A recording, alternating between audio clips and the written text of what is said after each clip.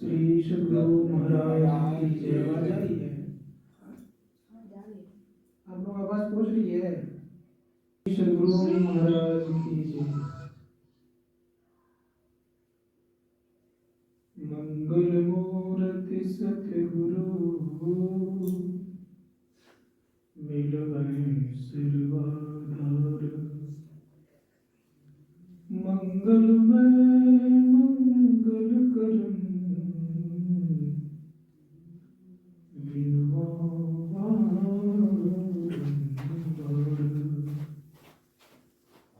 धन्य धन्य सद्गुरु सुख महिमा कही न जाय। जो कछु कहूँ तुम्हारी कृपा मोते कछु न सो। बोलिए प्रेम से श्री सद्गुरु महाराज की जय। परम पूज्य सद्गुरुदेव के पावन श्री चरणों में कोटि शरण उपस्थित है। सभी सदात्माओं माताओं बहनों सबको मेरा बार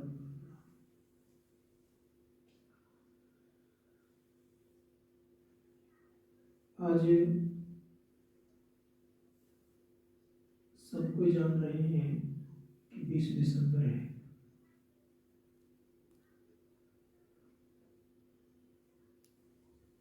जाड़े की भयानक सर्दियों में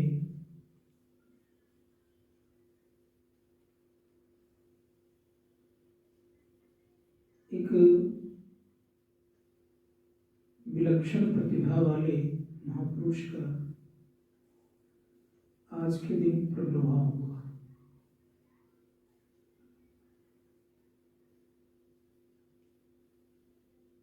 यद्यपि एक जमाने में इस समय बहुत ठंड लगती थी, आज भी लगती है,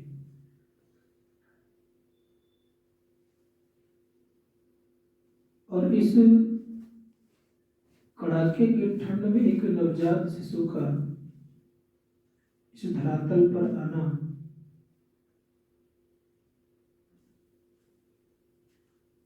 कितना मुश्किल होगा सोच सकते हैं आप।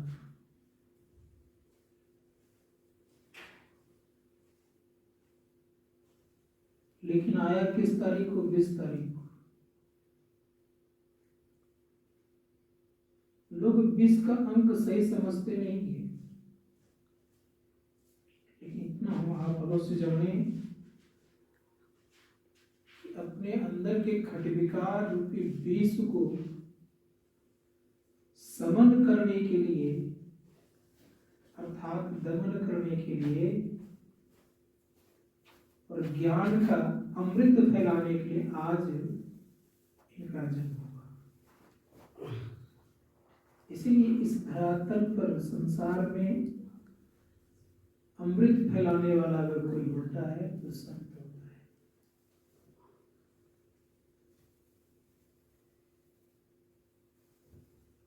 संसार में कहीं अमृत नहीं है। अमृत अगर है तो केवल अंतर आत्मा की आवाज ही अमृत है। लोग सोचते हैं कि अपने अंतर आत्मा की आवाज मुझे कुछ कहता है। ऐसा कभी फील नहीं करिएगा। मन कहता है। मन कौन कहता है? मन। मन के साथ मिला हुआ है, इसीलिए कहता है। हमारे अंतरात्मा की आवाज इस तरह से बोल रहा है। अंतरात्मा की आवाज सुनने के लिए ये कान सक्षम नहीं है। कौन सा कान सुनता है? का उसके लिए आंतरिक कान चाहिए। संतों ने कहा कि आंतरिक कान के लिए हम लोग क्या करना पड़ेगा? इसके लिए हम लोगों को ध्यान सत्संग करना पड़ेगा। ध्यान सत्संग के बिना आंतरिक कान की उपलब्धि होना संभव नहीं है।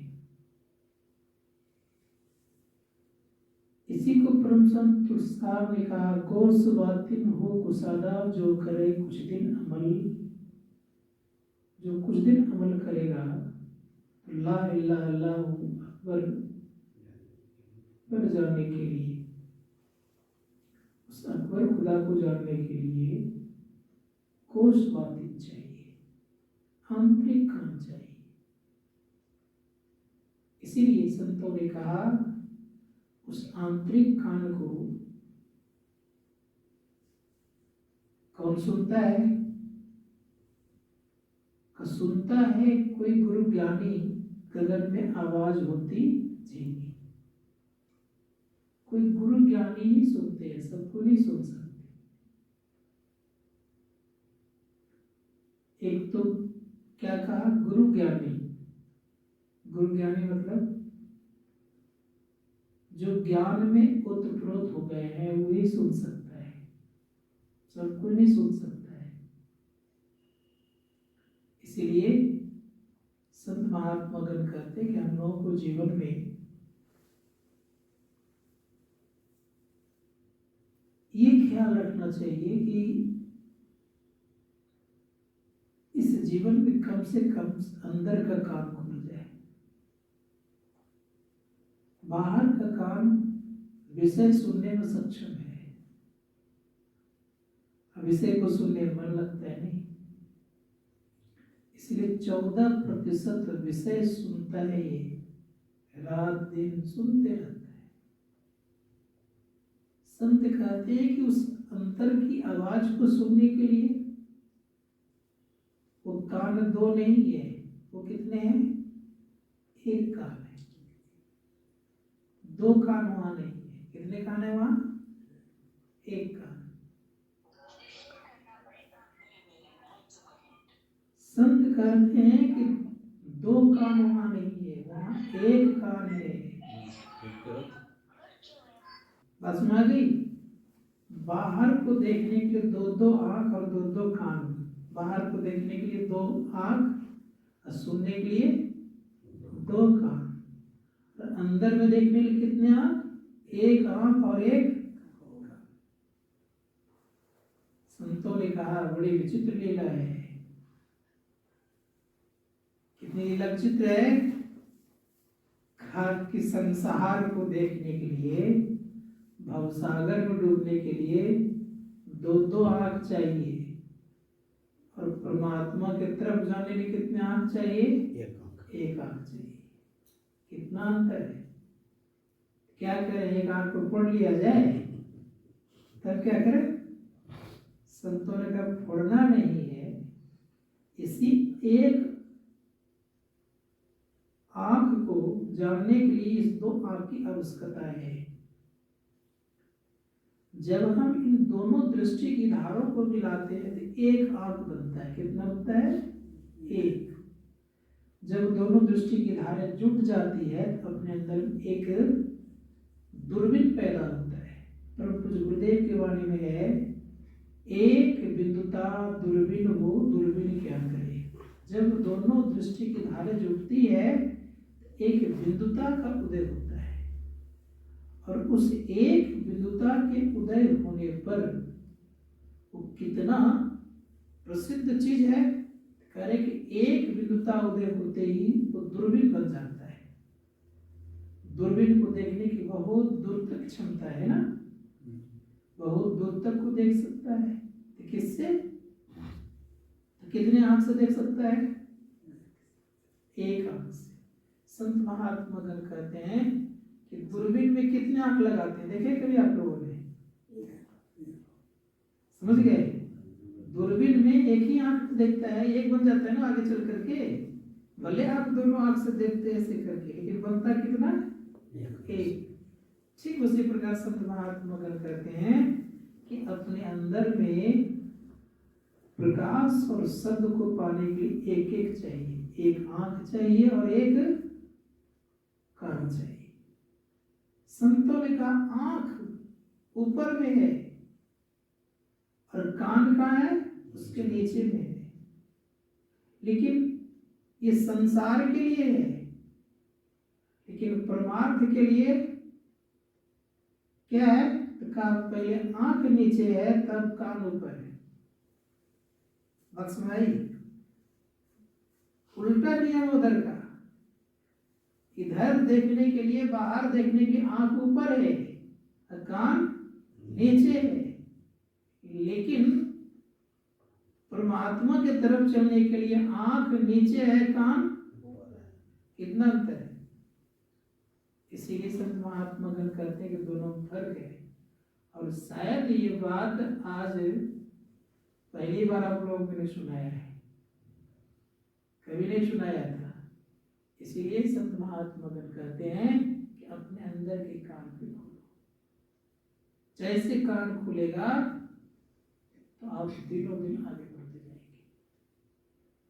लेकिन एक विशेषता यह है कि आंख से देखता भी है, कभी कभी उस आंख में एक विशेषता है कि वो सुनता भी है। ये भी विशेषता है। कैसा सुनता है? तो संत महात्मा गण कहते हैं विशेषता जाने कैसा है। कह रहे हैं बैठ अंदर देख कंदर। जैसे हम बैठते हैं अंदर में एक कंदरा दिखता है। केंद्रा समझते हैं? कंदरा, कंदरा मतलब गुफा। कहते बैठ अंदर देख कंदर मतलब गुफा दिखता है। बैठा अंदर में, देखा क्या? वो गुफा को। कौन सा गुफा? तो कहा अपने अंदर जो गुफा है।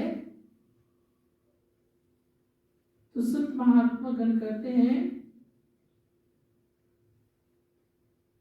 कि ऐसा गुफा है, उसमें जो प्रवेश करता है तो क्या होता है? कहते बैठ अंदर देख कंदर श्वेत शब्द निवास। वहां उनको श्वेत शब्द मिलता है। शब्द दो तरह के होते हैं, एक नित्य और दूसरा अनित्य। संसार का शब्द जो होता है अनित्य होता है, नित्य नहीं होता है। और परमात्मा का जो शब्द है वो नित्य है, वो कभी समाप्त नहीं होता है, उसको सत्य शब्द कहा गया है। दूसरी बात यह, एक अंधकार का शब्द होता है, अर्थात एक शब्द श्वेत होता है जो प्रकाशमय शब्द होता है।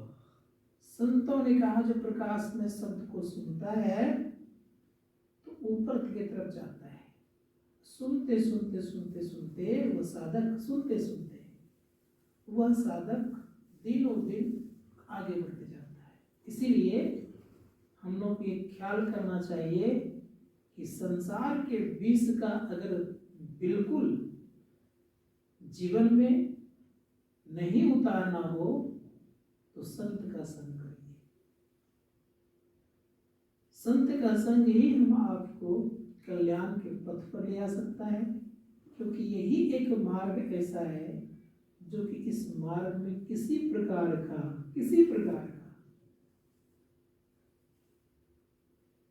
पाखंड नहीं है।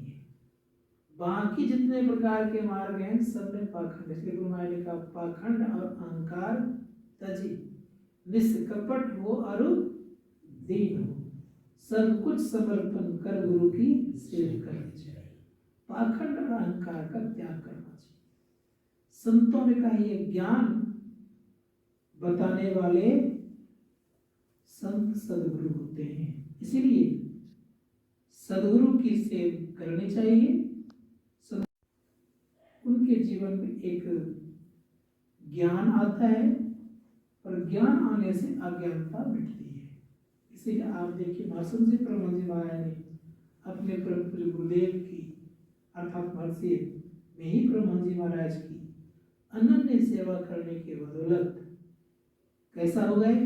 जैसा थे वैसा ही हो गया। अर्थात जैसे गुरु थे वैसे भी गुरु महाराज को लिखाते थे, संसेवी जी हमसे विशेष जानते हैं, गुरु महाराज कहते थे। अब आप सोच सकते हैं, यहाँ तक है कि मंच पर सिखा देते थे कि इनसे अगर कोई विशेष जानते हैं तो इनके गद्दे पाकर के बैठ जाइए, इनके आसन पर बैठ जाइए। ये गुरु महाराज बोलते थे, इनसे कोई विषय जानते हैं तो इनके आसन पर आकर बैठिए। किसी की हिम्मत नहीं, तो भरी सभा में बोलते थे, किसी की हिम्मत नहीं होती थी। इसीलिए संत महात्मा कहते हैं ऐसे नहीं, सबका मस्तिष्क बनना आसान है, लेकिन संत का मस्तिष्क बनना आसान नहीं है। गोस्वामी जी महाराज का संत का मस्तिष्क कैसा होता है?